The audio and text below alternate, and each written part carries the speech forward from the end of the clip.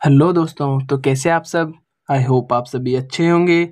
तो हम देख रहे थे हमारी फार्माकोलॉजी को, जिसमें हमने देखा था, जो हमारा पिछला लेक्चर था उसमें हमने जो फार्माकोलॉजी है उसके इंट्रोडक्शन को देख लिया था। और जो भी कुछ हमारे जो इम्पोर्टेंट डेफिनेशन वगैरह थी फार्माकोलॉजी से रिलेटेड, उनको हमने पिछले लेक्चर में देख लिया था। जो फार्माकोलॉजी की प्लेलिस्ट है वहाँ पे जाके आप उस वीडियो को एक्सप्लोर कर सकते हैं। और आज के इस वीडियो में हम देखने वाले जो भी हमारे हिस्टोरिकल लैंडमार्क्स हैं उनको देखने वाले हैं, और देखेंगे हमारे स्कोप ऑफ फार्माकोलॉजी, यानी फार्माकोलॉजी में कौन कौन से स्कोप हैं। तो बिना टाइम वेस्ट किए शुरू करते हैं। हमारे जो हिस्टोरिकल लैंडमार्क्स है उनके बारे में देखते हैं। तो जैसे कि आपको पता है कि पुराने ज़माने में क्या होता था कि जो हमारे साइंटिस्ट वगैरह थे वो क्या करते थे कि जो प्लांट्स वगैरह होते थे, जो भी हमारे जो मेडिसिनल प्लांट्स होते थे, उनसे क्या करते थे, लोगों का ट्रीटमेंट किया करते थे। क्योंकि उस टाइम पे जो ड्रग्स वगैरह तो होती नहीं थी, और कोई फार्मासिस्ट या कोई डॉक्टर वगैरह तो होता नहीं था। जो उस टाइम पे क्या होते थे, वैद्य वगैरह होते थे, वो क्या करते थे, जो भी हमारे प्लांट्स होते थे उनसे क्या करते थे, कुछ भी मेडिसिन वगैरह दे देते थे, और जिससे क्या होता था, जो भी बीमारियां थी उनको ठीक करते थे। जैसे पुराने ज़माने में क्या करते थे, जो भी हमारे नीम की जो पत्ती होती थी, उनसे क्या करता था, उनसे क्या करते थे कि जो भी हमारे जो स्किन से जो भी इन्फेक्शन वगैरह या जो भी संक्रमण वगैरह होते थे, वो क्या करते थे, उस नीम की पत्ती से क्या करते थे, उसको धोते थे, जिससे क्या होता था, वो संक्रमण खत्म हो जाता था। और भी देखें तो जैसे पुराने टाइम में क्या करते थे, जो अदरक वगैरह का यूज़ कहाँ पे करते थे, जो भी खांसी वगैरह होती थी उसमें वो अदरक वगैरह का यूज़ करते थे। तो पुराने ज़माने में हम पता है कि जो प्लांट्स वगैरह थे उनसे ही वो यूज़ करते थे, जो भी डिजीज होती थी उसके ट्रीटमेंट के लिए। तो वही देखने वाले हैं इसमें कि पुराने ज़माने से अभी तक फार्माकोलॉजी में क्या क्या उसमें जुड़ा है, क्या क्या खोजें हुई है। आज के इस वीडियो में यही सब देखने वाले हैं। तो बात करें जो हमारे हिस्ट्री है उसको देखें, तो जो लैंडमार्क्स है उनको हम क्या 5 टाइप में यानी क्लासीफाई करके हम समझेंगे। जैसे जो भी टाइम जोन है उसके हिसाब से, जैसे एंशिएंट टाइम की इरा की बात करें तो उस टाइम पे क्या थे कि जो उस टाइम पे जो हमारे लोग थे उनको क्या लगता था कि जो भी डिजीज़ वगैरह हो रही है उनको क्या, वो एक भगवान की देन है। उनको लगता था कि यानी कोई भी नेचुरल केस नहीं है, यानी हमने कोई भी उल्टे कर्म किए हैं, गलत कर्म किए हैं, भगवान उनकी हमें सजा दे रहा है और उसका कोई भी इलाज नहीं है। लेकिन जो हमारे हिपोक्रेट्स सर थे उन्होंने क्या किया, उन्होंने बताया कि जो भी डिजीज़ वगैरह हो रही है वो कोई भी भगवान की जैसे कोई चमत्कार नहीं है, या कोई भी सजा नहीं दे रहे भगवान हमें, वो एक नेचुरल कॉजेज़ है, यानी वो एक नेचुरल तरीके से हो रहा है और इसका ट्रीटमेंट हो सकता है। तो जो हमारे हिपोक्रेट्स सर थे उन्होंने बताया ये सब। फिर उन्होंने क्या किया, जो भी प्लांट्स वगैरह थे उनसे जो भी लोग थे और जो भी उनका क्या किया, इलाज किया। अब देखें तो जो पैरासिलस थे उनको क्या बोलते हैं, हम उन्हें ग्रैंड फादर ऑफ फार्माकोलॉजी के नाम से भी जानते हैं। क्योंकि जो उन्होंने क्या किया था उस टाइम पे, सबसे पहले क्या किया था, केमिकल का यूज किया था किसके लिए, ट्रीटमेंट ऑफ डिजीज के ट्रीटमेंट के लिए। उस टाइम पे उन्होंने केमिकल्स का यूज कर लिया था। देख लो कितने एडवांस थे, उस टाइम पे भी लोग एडवांस थे। फिर अगली बात करें तो हमारे जो अर्ली साइंटिफिक ईयर आती है, जो 15 से 18 सेंचुरी के बीच में के जो टाइम है उसे हम अर्ली साइंटिफिक एरा के नाम से जानते हैं। इसमें क्या हुआ, इसमें कुछ साइंटिस्ट आए, और जैसे जो 15 सेंचुरी थी उसमें जो पैरासिलस जो थे हमारे सर, वो आए और उन्होंने एक कॉन्सेप्ट दिया, ड्रग कॉन्सेप्ट ऑफ डोजेज, यानी उन्होंने जो डोज का कॉन्सेप्ट दिया। इसमें क्या था, इसमें उन्होंने बताया कि जो भी हम डोज लेते हैं, इन्होंने बताया the dose make the poison, यानी जो भी हम डोज वगैरह लेते हैं वो क्या करती है, पॉइजन का काम भी करती है। जैसे हमें पता है कि हमें कोई डॉक्टर ने जैसे कोई भी ड्रग हमें प्रेस्क्राइब की, जैसे डॉक्टर ने हमें पैरासीटामोल ड्रग प्रेस्क्राइब की है, लेकिन वो क्या करता है, हमें एक डोज की लिमिट देता है। अगर हम उस डोज की लिमिट से ज़्यादा ओवरडोज करेंगे, यानी उस डोज जो डॉक्टर ने प्रेस्क्राइब की है उससे ज़्यादा लेंगे, तो क्या करेगा, जो डोज होगी हमारी बॉडी में जाने के बाद क्या करेगी, पॉइजन का काम करेगी। क्योंकि वो हमारे बॉडी में जाके जम जाएगी और टॉक्सिक इफेक्ट शो करेगी। तो जो हमारे पैरासिलस सर थे उन्होंने जो इन्होंने कॉन्सेप्ट ऑफ डोजेज यानी डोज का कॉन्सेप्ट दिया था। इन्होंने बताया था जो हमारी ड्रग होती है वो हमारी बॉडी में कैसे इफेक्ट शो करती है, यानी किस डोज में लेंगे, कितनी मात्रा में लेंगे तो हमारी बॉडी में इफेक्ट शो करेगी, ज़्यादा लेंगे तो क्या करेंगे, वो पॉइजन का काम करेगी। फिर आगे देखें तो जो 17th सेंचुरी थी उसमें क्या था, जो हमारे विलियम वेदरिंग जो साइंटिस्ट थे, फिजिशियन थे उस टाइम पे, उन्होंने क्या किया, जो हमारे डिजिटलिस्ट प्लांट था उससे क्या किया, उन्होंने एक हार्ट फेलियर की ड्रग बना दी। उस टाइम पे बना दी, कब, 17th सेंचुरी में। जो हमारे विलियम वेदरिंग सर थे उन्होंने उस टाइम पे हार्ट फेलियर की डिजीज बना दी, देखो ड्रग बना दी, सॉरी। तो उसका नाम क्या था, फॉक्स ग्लोव के नाम से उन्होंने एक ड्रग बनाई जो हार्ट फेलियर में बहुत ही ज़्यादा कारगर साबित हुई उस टाइम पे 17th सेंचुरी में। तो कितनी बढ़िया बात है, उस टाइम पे लोगों ने, जो हमारे फिजिशियन थे उन्होंने हार्ट फेलियर की ड्रग बना दी। आगे देखें तो जो हमारी 18 से जो 19th सेंचुरी थी उसे हम बर्थ ऑफ मॉडर्न फार्माकोलॉजी के नाम से भी जानते हैं। इसमें क्या हुआ, जो हमारी फार्माकोलॉजी थी, मॉडर्न फार्माकोलॉजी थी, उसका जन्म हुआ।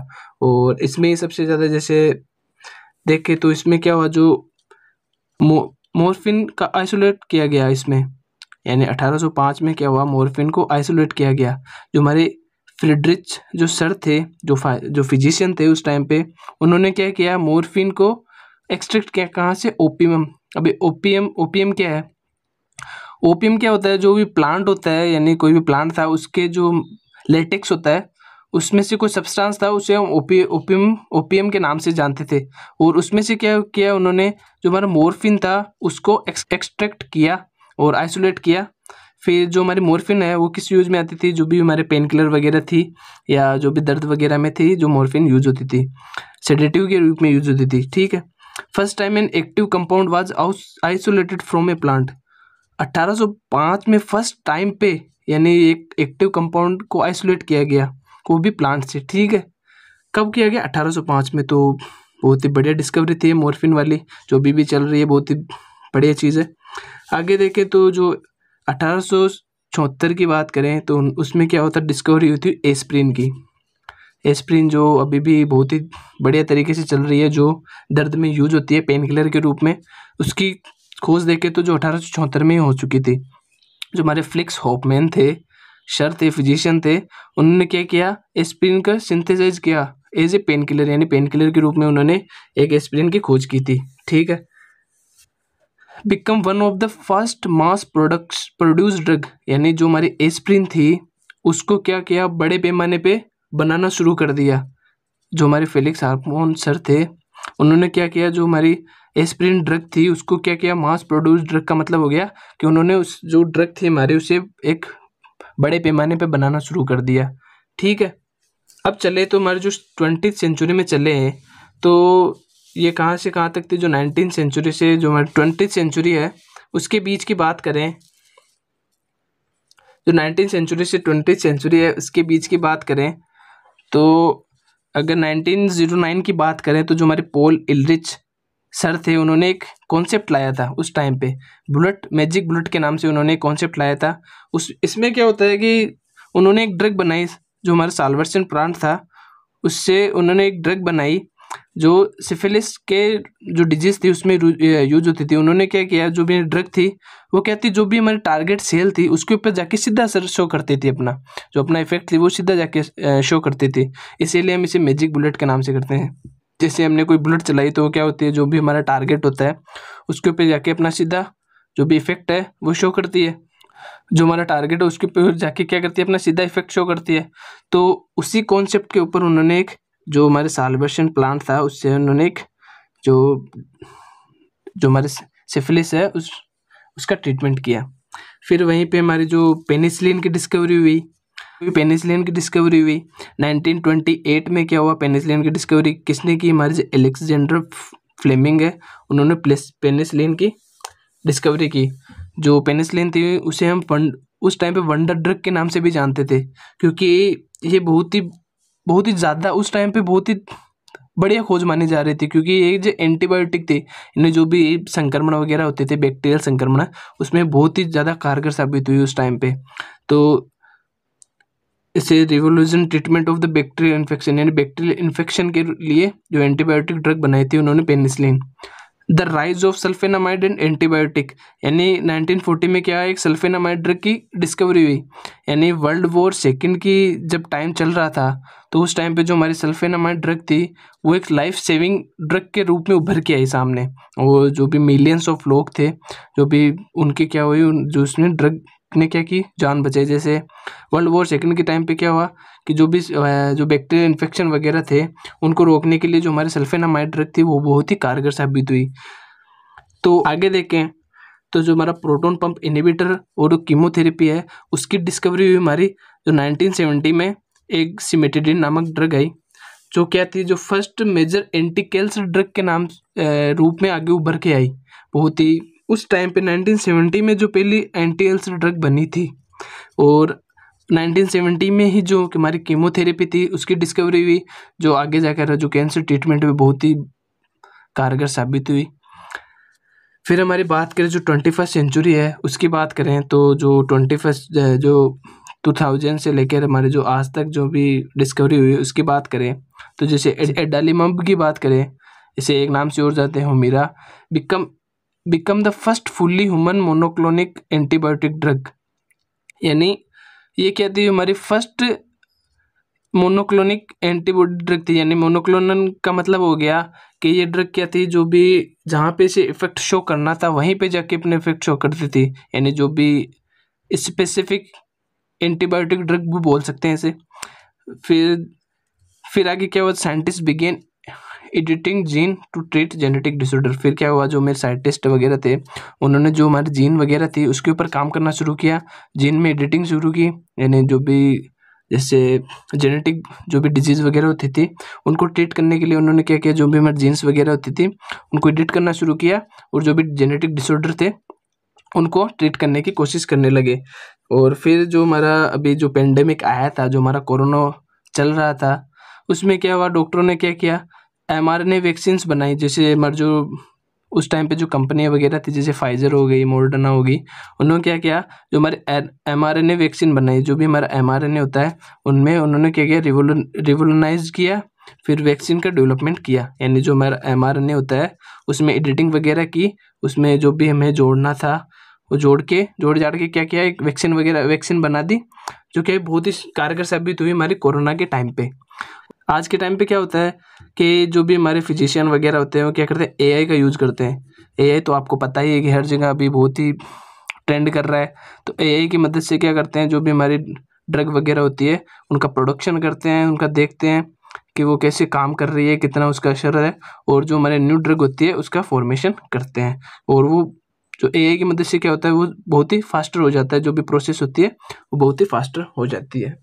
अब देखते हैं हमारे जो स्कोप ऑफ फार्माकोलॉजी है, यानी हमारे फार्माकोलॉजी में क्या क्या स्कोप है उसकी बात करें तो जो स्कोप ऑफ फार्माकोलॉजी का मतलब हो गया कि हम फार्माकोलॉजी में क्या क्या कर सकते हैं, क्या क्या। जैसे इसमें देखें तो it has a wide scope in various field. यानी इसमें क्या देखें तो जो हमारे कौन कौन से फील्ड में हमारी फार्माकोलॉजी हमारे काम आने वाली है उसकी बात करें तो जैसे हमारा पहला हो गया ड्रग डेवलपमेंट। यानी कोई भी हम ड्रग अगर डेवलप करेंगे, बनाएंगे, तो हमें फार्माकोलॉजी की स्टडी करनी पड़ेगी, यानी फार्माकोलॉजी इसमें हमें यूज़ करनी पड़ेगी। तो अगर फार्माकोलॉजी पढ़ेंगे तो ही हम कोई ड्रग की डेवलपमेंट कर सकते हैं। जैसे रिसर्च, न्यू ड्रग, यानी अगर हमें न्यू ड्रग की रिसर्च करनी है, कंडक्टिंग क्लिनिकल ट्रायल्स, यानी जो भी हमें कोई भी ड्रग है उसका क्लिनिक में ट्रायल करना है, एंड स्टडिंग फार्माकोकाइनेटिक्स, एंड जो हमारी फार्माकोकाइनेटिक्स है ड्रग की और जो उसकी फार्माकोडायनेमिक्स है उसमें हमें ड्रग डेवलपमेंट में हमें यूज़ करनी पड़ती है। फिर आगे देखें तो जैसे मेडिसिन और जो हेल्थ केयर है उसमें भी फार्माकोलॉजी का बहुत ही बड़ा यूज़ है। जैसे इंश्योरिंग जो हमारा रेशनल ड्रग यूजेज, यानी जो हमारे ड्रग होती है उनकी कौन से रेशियो में हमें उनके यूज़ करना है, अंडरस्टैंडिंग साइड इफ़ेक्ट, यानी जो भी हमारी ड्रग है उसके कौन कौन से साइड इफ़ेक्ट है उसको समझेंगे, एंड मॉनिटरिंग ड्रग इंटरेक्शन है, जो भी हमारी ड्रग होती है उनका आपस में कौन कौन से कैसे इंटरेक्ट करती है वो, इसको हम इसमें देखने वाले हैं। अगर हम स्कोप ऑफ फार्माकोलॉजी की बात करें तो जो हमारी इंडस्ट्री वगैरह है उसमें भी बहुत ही बड़ा यूज़फुल है। जैसे ड्रग फॉर्मुलेशन में, मैन्युफैक्चरिंग, क्वालिटी कंट्रोल हो गया, एंड रेगुलेटरी इफेक्ट, यानी जो इन चीज़ों में क्या होती है हम इसमें हमारे स्कोप है, इसमें हम जा सकते हैं, फार्माकोलॉजी का इनमें यूज़ है। आगे देखें तो जो हमारे स्कोप की बात करें तो मैम रिसर्च एंड एकेडमिक्स में भी जो हमारा फार्माकोलॉजी है उसका बहुत ही बड़ा यूज़ है। जैसे ड्रग की डिस्कवरी करना हो गया, हमारा जो फार्माकोजेनोमिक हो गया, एंड जो हमारी हेल्थ पॉलिसी हो गई वो देखें। तो आगे हम अगर और कोई बात करें तो जैसे हमारे रेगुलेटरी अफेयर हो गया या जो हमारे गवर्नमेंट जॉब्स हो गई, उनमें भी हमारे फार्माकोलॉजी का बहुत ही उनमें भी हमारे बहुत ही स्कोप है। जैसे अब गवर्नमेंट जॉब्स का मतलब हो गया, जैसे हमने कोई ड्रग बना दी तो गवर्नमेंट से उसे अप्रूव लेना पड़ेगा कि वो सही है या सही वगैरह है या नहीं। तो जब गवर्नमेंट उसे अप्रूव करेगी तभी हम उसे मार्केट में लॉन्च कर सकते हैं, वरना अगर जो गवर्नमेंट है उसने अगर उसे लॉन्च नहीं किया या उसे अप्रूव नहीं किया तो हम उसे मार्केट में लॉन्च नहीं कर सकते। फिर देखिए जो हमारा फार्माकोविजिलेंस हो गया एंड हेल्थ पॉलिसी, और जो हमारे हेल्थ से रिगार्डिंग है उसमें भी हम इसका यूज़ करते हैं। आगे बात करें तो जो हमारे टॉक्सिकोलॉजी है और जो पॉइजन कंट्रोल है उसका भी फार्माकोलॉजी का बहुत ही बड़ा इसमें योगदान है या उसका स्कोप है। जैसे स्टेरॉइड ड्रग टॉक्सिसिटी, यानी इसमें हम क्या करते हैं, जो भी हमारी ड्रग होती है उसकी टॉक्सिसिटी को पढ़ते हैं। फोरेंसिक फार्माकोलॉजी यानी जो भी हमारा, जैसे आपने CID वगैरह में देखा होगा कि जो हमारे जो डॉक्टर सालोंके सर थे वो क्या करते थे, वो एक क्या थे फोरेंसिक फार्माकोलॉजिस्ट थे। वो क्या करते, जो भी जैसे कोई किसी का मर्डर हुआ है तो वो देखते थे कि जैसे कोई पॉइजन के वगैरह से हुआ है या कोई ड्रग वगैरह थी उसके ओवरडोज की वगैरह से हुआ है, कैसे हुआ है, तो वो क्या करते थे उसकी स्टडी करते थे। तो इसका भी हम स्कोप है इसमें। आप भी अगर फार्माकोलॉजी अच्छे से पढ़ते हैं तो आप क्या करते हैं, जो फोरेंसिक फार्माकोलॉजिस्ट बन सकते हैं।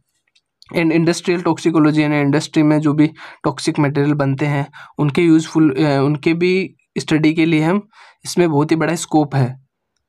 तो आज की वीडियो को यहीं पे एंड करते हैं, और कैसा लगा आपको वीडियो कमेंट करके ज़रूर बताएं। अगर आपको कोई भी कन्फ्यूजन है इसके रिगार्डिंग तो आप कमेंट ज़रूर करें, और कुछ ना कुछ कमेंट ज़रूर करें, यानी आपको जो भी यूज़फुल लगा नहीं लगा, कोई भी आपके मन में कोई भी कॉन्सेप्ट क्लियर नहीं हुआ तो आप कमेंट कर सकते हैं। मैं आपको वहाँ पे ज़रूर आपके कॉन्सेप्ट क्लियर करने की कोशिश करूँगा। अगर ज़रूरत पड़ी तो मैं एक दूसरा वीडियो भी बनाऊँगा, ठीक है। और मिलते हैं अगली वीडियो में, तब तक के लिए टेक केयर और अपनी फैमिली का ध्यान रखें।